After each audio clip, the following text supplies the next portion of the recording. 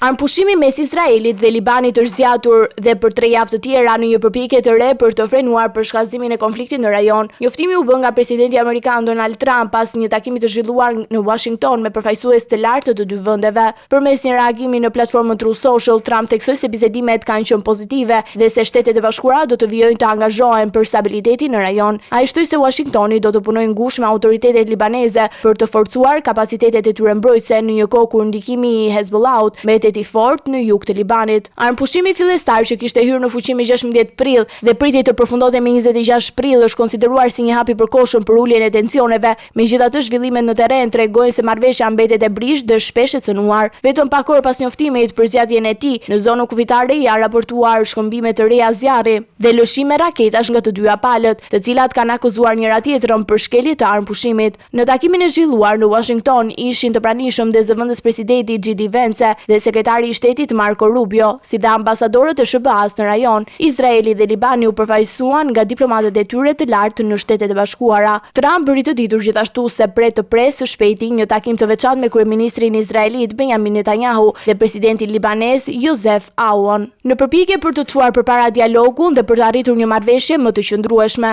Ndërkohë, qeveria e Libanit ka ritheksuar se nuk është palë drejt për drejt në konflikt dhe ka shprehur angazhim për të vendosur kontroll më të plotë mbi territorin, përfshirë edhe armatosjen e strukturave të armatosura jo shtetërore. Megjithatë, situata në terren mbetet e paqëndrueshme dhe rreziku për përshkallëzim të ri vijon të jetë i pranishëm.